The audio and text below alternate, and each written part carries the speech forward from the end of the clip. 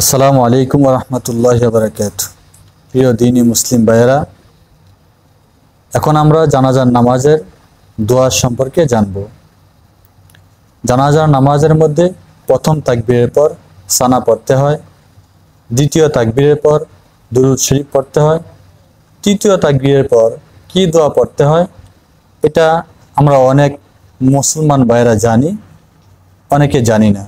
আলহামদুলিল্লাহ, যারা জানি তারা তো এর উপর আমল করতেছে, আর যারা জানি না তারা এই ভিডিও থেকে ইনশাআল্লাহ শিখে নেব। এর আগে এই দ্বীনের দাওয়াত বিশ্বের প্রতিটি মুসলমানের কাছে পৌঁছে দেওয়ার উদ্দেশ্যে একজন প্রকৃত মুমিনের কাজ হিসেবে আপনাদের কাছে ছোট্ট একটি অনুরোধ থাকবে, যারা এখনো এই চ্যানেলটি সাবস্ক্রাইব করেননি অবশ্যই ভিডিওটি দেখার পর সাবস্ক্রাইব না করে যাবেন না। তাহলে চলুন আমরা সঠিক দোয়াটা শিখে নিই। জানাজার নামাজের তৃতীয় তাকবীরের পর কি দোয়া পড়তে হয়?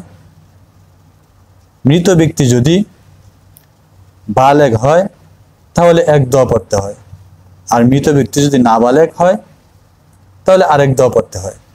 মৃত ব্যক্তি যদি বালেগ হয়, চাই সেটা মহিলা হোক অথবা পুরুষ হোক, তখন তৃতীয় তাকবীরের পর এই দোয়া পড়তে হবে, আল্লাহুম্মা গফির লি হাইয়িনা ওয়া মাইয়িতিনা ওয়া শাহিদিনা ওয়া গায়িবিনা ওয়া সগীরিনা ওয়া কাবীরিনা ওয়া যাকারিনা ওয়া উনসানা আল্লাহুম্মা মান আহইয়াইতাহু মিন্না ফাআহইহি আলাল ইসলাম ওয়া মান তাওয়াফাইতাহু মিন্না ফাতাওয়াফাহু আলাল ঈমান। দোয়াটা আরবিতে দেওয়া আছে, নিচে উচ্চারণ বাংলা উচ্চারণ সহ দেওয়া আছে। আমরা যারা আরবি পারি তারা আরবিতে শিখে নিব, যারা আরবি পড়তে পারি না তারা নিচে বাংলা উচ্চারণ দেখে আরবিটা দোয়াটা শিখে নিব।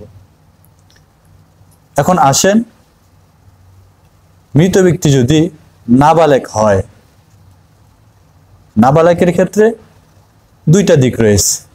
নাবালেগ যদি ছেলে হয় তাহলে এক দোয়া পড়তে হবে, যদি মেয়ে হয় তাহলে আরেক দোয়া পড়তে হবে।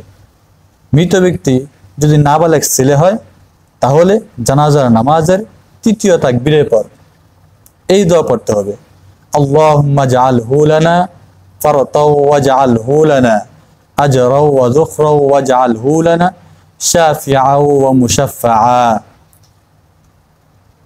আর মৃত ব্যক্তি যদি নাবালেগ মেয়ে হয় তাহলে জানাজার নামাজের তৃতীয় তাকবীরের পর এই দোয়া পড়তে হইবে, আল্লাহুম্মা জাআলহা লানা ফারতাও ওয়াজআলহা লানা আজরাও ওয়া যুখরাও ওয়াজআলহা লানা শাফিআতাও ওয়া মুশাফফাআ।